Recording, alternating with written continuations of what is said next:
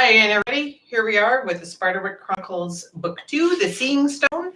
It's been a while since I've read this to you. Here are, when we left off last time, they were looking for Simon's cat. Remember the cat? Or I don't know if it was necessarily Simon's cat, but it had gone missing, and we know that the little brownie thimbletack, it's I think can change into changed into a lizard, a rat, and bit Jared's hand. Then a slippery eel that flailed wetly. So it can change into different things. So we know the setting still is in the old house. They've gone out into the yard, which also has a shed. We know that much. Or they call it a carriage house, which is very similar to a shed that we would have today. Back in the old days, a carriage house would be for a carriage, and that was pulled by horses. And so they would put the carriage in like a carriage garage, but today you would use a carriage house as a shed. We know the characters are Jared and Simon Grace. They're twin brothers. There's older sister Mallory. Mrs. Grace is their mother. Great Aunt Lucinda. We don't know who that is. We just know that she's part of the family, and they say that she's crazy and she's living in some home somewhere. We know that the Bogart is Thimbletack.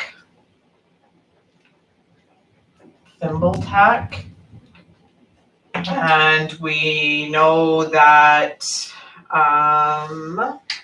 Arthur, hang on, let me spell Arthur. Arthur Spiderwick is a relation to Great Aunt Lucinda, like maybe her dad. Okay.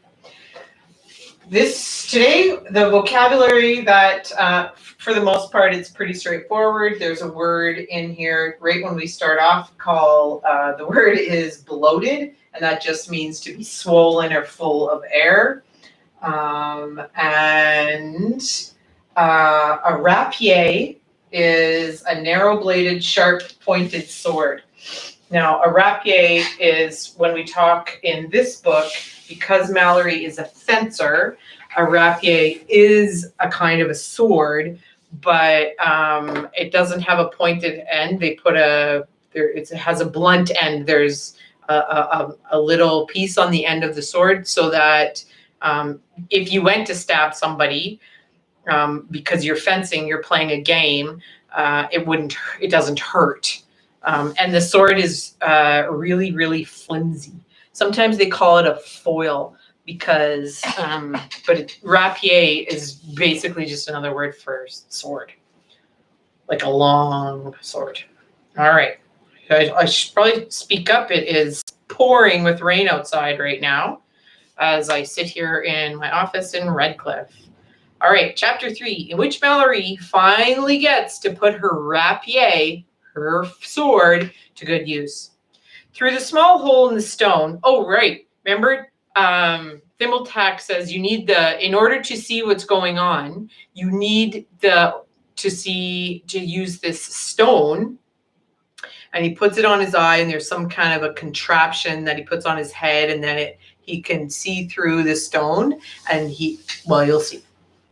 Through the small hole in the stone, Jared saw goblins. There were 5 of them, all with faces like frogs and eyes that were dead white with no pupil at all. Hairless, cat-like ears stuck up from their heads, and their teeth were pieces of shattered glass and small jagged rocks. Their green, bloated, remember, swollen or filled with air. Their green, bloated bodies moved swiftly over the lawn. One held a stained sack, while the rest scented the air like dogs, moving in the direction of the carriage house. Jared backed away from the window, almost tripping on an old bucket. "They're headed right for us," he whispered, ducking down. Mallory gripped her foil more tightly, knuckles white. "What about Simon?" "Oh, I didn't see him." She lifted up her head and peered outside. "I don't see anything," she said. Jared crouched down with the stone clutched to his palm. He could hear the goblins outside, grunting and shuffling as they got closer. He didn't dare look through the stone again. Then Jared heard the sound of old wood snapping. A rock hit one of the windows. "They're coming," Jared said. He shoved the guide into his backpack, not bothering to buckle it. "Coming?" Mallory replied. "I think they're here." Claws scraped at the side of the barn, and little barks came from beneath the window. Jared's stomach turned to lead. He couldn't move. We have to do something," he whispered. We're going to have to make a run for the house," Mallory whispered. "We can't," Jared said. The memory of the goblin's jagged teeth and claws wouldn't leave him. A couple more planks and they'll be inside." He nodded numbly, steeling himself to rise. Fumbling, he tried to fit the stone into the eyepiece and attach it to his head. The clip pinched his nose. "On my mark," said Mallory. 1, 2, 3, go! She opened the door and they both sprinted toward the house. Goblins hurtled after them. Clawed hands caught at Jared's clothes. He wrenched free and ran on. Mallory ran faster. She was almost to the door of the house when a goblin caught the back of Jared's shirt and pulled hard. He went down on his stomach in the grass. The stone flew out of the monocle. He dug his fingers into the dirt, holding on as much as he could, but he was being dragged backwards. He could feel the clasps on his back loosening, and he screamed. Mallory turned. Instead of running on toward the house, she started running back to him. Her fencing sword was still in her hand, but there was no way she could know what she was up against. Because remember, she cannot see them. You can only see them if you have the stone, if you're looking through the stone. "Mallory!" Jared shouted. "No! Run away!" At least one goblin must have gone past him, because he saw Mallory's arm jerk and heard her cry out. Red lines appeared where nails scraped her. The headphones were ripped free from her neck. She spun and lashed out with the rapier, dealing a stinging blow to the air. It didn't seem like she had hit anything. She swung the sword in an arc, but again, nothing. Jared kicked out hard with one leg, striking something solid. He felt the grip that held him slip, and he pulled himself forward, yanking his backpack out of their grasp. The contents spilled out, and Jared was barely able to snatch up the guide in time. Reaching around in the grass, he picked up the stone and scrambled to where Mallory was. Then he brought the stone to his eye and looked. 6 o'clock! He shouted, and Mallory whirled, striking in that direction. Catching a goblin across the ear, it howled. Rapier blades didn't have points, but they sure stung when they hit. "Shorter! They're shorter!" Jared managed to pull himself to his feet so that he was standing with his back against Mallory's. All 5 goblins were circling them. One lunged from the right. 3 o'clock! Jared shouted. Mallory knocked the goblin to the ground easily. 12 o'clock! 9 o'clock! 7 o'clock! They were rushing all at once, and Jared didn't think Mallory could possibly manage. He hefted the field guide and swung it as hard as he could at the nearest goblin. Thwack! The book hit the goblin hard enough to send it sprawling backwards. Mallory had knocked down two more with hard blows. Now they circled more warily, gnashing teeth of glass and stone. There was a strange call, like a cross between a bark and a whistle. At that sound, the goblins retreated, one by one, into the woods. Jared collapsed onto the grass. His side hurt, and he was out of breath. "They're gone," Jared said. He held out the stone to Mallory. "Look." Mallory sat down next to him and held it up to her eye. I don't see anything. But I didn't see anything a minute ago either. He still might come back. Jared rolled over and opened the guide, flipping through the pages quickly. Read this. All right.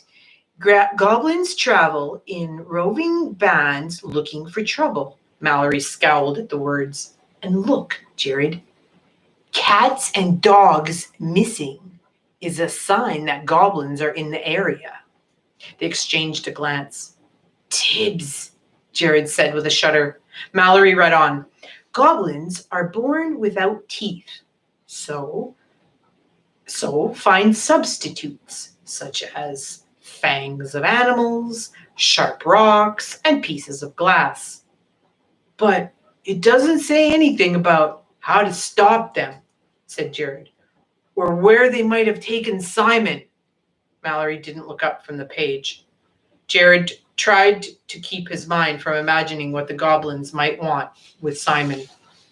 It seemed pretty obvious to him that they did what they did with the cats and dogs, but he didn't want to believe that his brother could be eaten. His gaze fell on the illustration of those horrible teeth. Surely not. Surely there was some other explanation. Mallory took a deep breath and pointed to the illustration.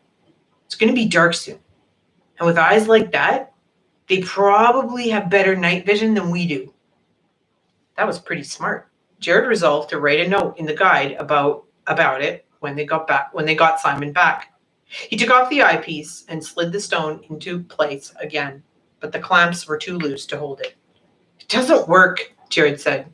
You have to adjust it, said Mallory. We need a screwdriver or something.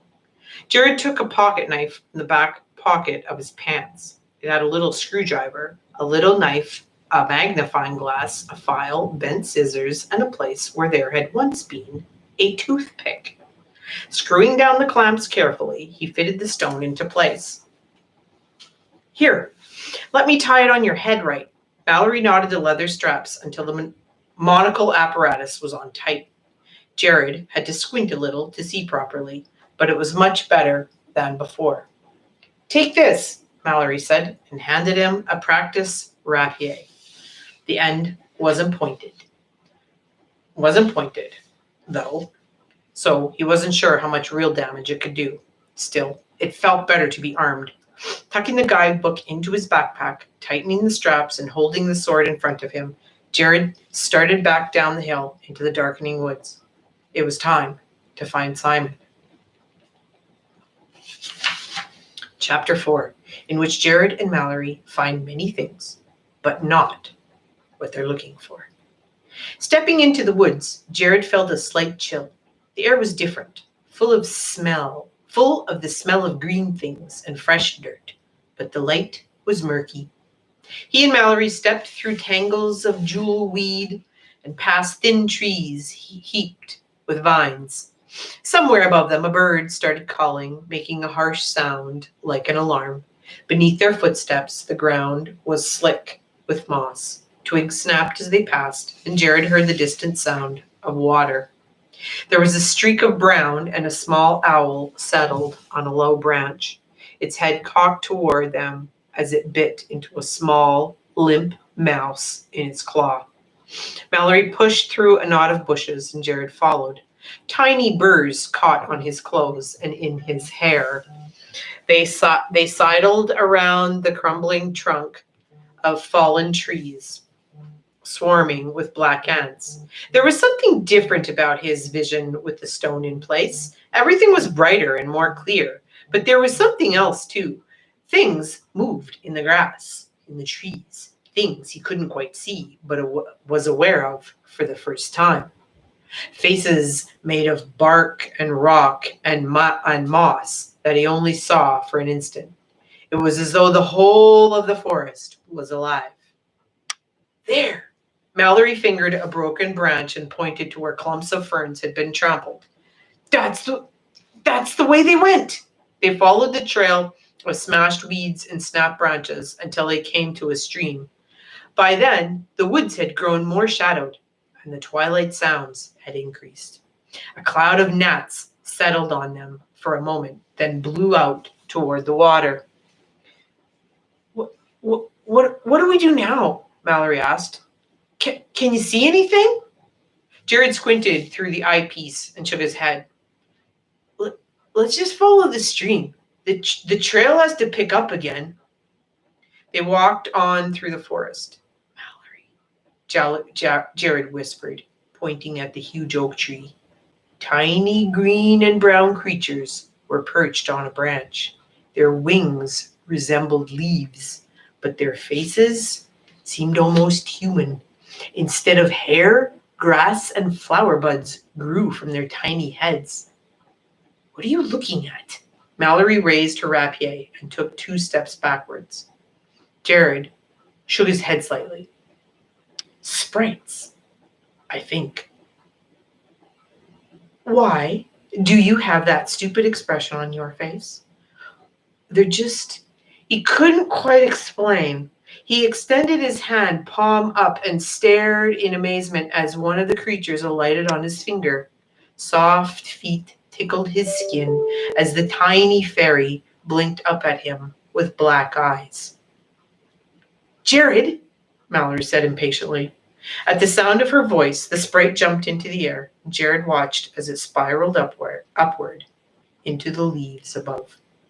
The patches of sunlight filtered through the trees became tinged with orange. Up ahead, the stream widened to where it ran under the remains of a stone bridge.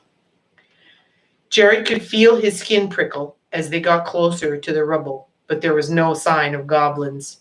The stream was very wide, almost 20 feet across, and there was a darkness in the middle that seemed to speak of deep water. Jared heard a distant sound like metal grating against metal. Mallory stopped, looked across the water, and raised her head. Did you hear that? It could be Simon. Could it be Simon? Jared asked. He hoped it wasn't. It didn't sound human at all. I don't know, Mallory said, but whatever it was, it's got something to do with those goblins. Come on. With that, Mallory bounded in the direction of the noise. What? No, don't go in there, Mallory, Jared said. It's too deep. Don't be a baby, she said, and waded into the stream. She made 2 long strides and then dropped as though she had stepped off the edge of a cliff. Dark green water closed over her head. Jared lunged forward, dropping his rapier into the bank. He plunged his hand into the icy cold water. His sister bobbed to the surface, sputtering. She grabbed for his arm. He had pulled her halfway out onto the bank when something began to surface behind her. At first, it seemed like a hill rising from the water, stony and covered in moss. Then a head emerged, and the deep green of rotten rivergrass with small black eyes, a nose that was gnarled like a branch, and a mouth full of cracked teeth. A hand reached toward them. Its fingers were as long as roots, and its nails were black with murk. Jared breathed in the stench of the bottom of the pool, putrid leaves and old mud. He screamed. His mind went completely blank. He couldn't move. Mallory pulled herself the rest of the way onto the bank and looked over her shoulder. What is it? What do you see? At her voice, Jared snapped into moving and stumbled woodenly away from the stream, tugging her along with him. Troll, he grasped. The creature lunged after them. Long fingers dragged through the grass just short of where they were. The creature howled, and Jared looked back, but he couldn't see what had happened. It fell toward them again, but jerked away with one long finger. When one long finger fell into a beam of light, the monster bellowed, screamed in pain. The sun, Jared said. It got burned by the sun. Well, there's not much left. There's not much sun left, Mallory replied. Let's go. Wait, the monster whispered. Its voice was soft. Yellow eyes regarded them steadily. Go back. I have Something for you. The troll extended a closed hand as though something might indeed be clutched in its palm. Come on, Jared. Mallory's voice was almost pleading. I can't see what you're talking to. Have you seen my brother? Jared asked. Perhaps I heard something a time ago, but it was bright, too bright to look. That was him. It must have been. Where did they go? The head swung toward the remnants of the bridge and then looked back at Jared. Come closer, and I will tell you. Jared took a step back. No way. At least come get your sword. The troll gestured to the rapier beside itself. The sword was lying on the bank where Jared had dropped it. He looked over at his sister. Her hands were empty too. She must have left the sword at the bottom of the pool. Mallory took half a step forward. That's the only weapon we have. Come and take it. I will close my eyes if it will make you feel safer. One huge hand covered its eyes. Mallory looked at the sword in the mud.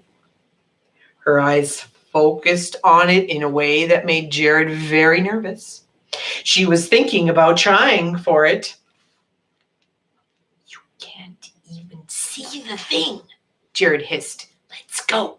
But the sword. Jared untied the eyepiece and held it out to her. Her face went pale at the sight of the massive creature peeking through a gap in its fingers, imprisoned only by the fading patches of sunlight. Come on, she said shakily. No, called the troll. Come back. I'll even turn around. I'll count to 10. It'll be a fair chance. Come back. Jared and Mallory ran on through the woods until they found a patch of sunlight to stop in. Both leaned against the thick trunk of an oak and tried to catch their breath. Mallory was shivering. Jared didn't know if it was because she was soaked or because of the troll. He unzipped his sweatshirt, took it off, and handed it to her. We're lost, Mallory said between gulps of air, and we're unharmed. At least we know they can't have crossed the stream, said Jared, struggling to tie the eyepiece back on his head. The troll would have gotten them for sure. But the sound, it was on the other side. Mallory kicked a tree, chipping off bark. Jared's nose caught scent of something burning. It was faint, but he thought it smelled like scorched hair. Do you smell that? Jared asked. That way, Mallory said. They crashed through the brush, heedless of the scratches twigs and thorns made along their arms. Jared's thoughts were all of his brother and fire. Look at this! Mallory stopped abruptly. She reached into the grass and picked a single brown shoe. It's Simon's. I know, Mallory said. She turned it over, but Jared couldn't see any clues except it was muddy. You don't think he's... Jared couldn't bring himself to say it. No, I don't. Mallory shoved the shoe in the front pocket of her sweatshirt. He nodded slowly, allowing himself to be convinced. A little farther and the trees began to thin. They stepped out onto a highway. Black asphalt stretched off into the distant horizon. Behind it all, the sun was setting in a blaze of purple and orange. And on the shoulder of the road, in the distance, a group of goblins huddled around a fire. Chapter 5, which is for next time, in which the fate of the missing cat is discovered. Ooh, look at that. We're over halfway down that book. All right, there we go. Spiderwick Chronicles, Book 2, The Seeing Stone, which we know a little bit more about. And we are also, right here, the setting, we're also getting a little bit more of an idea about where the author is taking us, is broadening the setting of the story. So now we know that there is a forest and woods and a little bit about what's in there. Okay, take care of yourself. We'll see you again next time. Bye.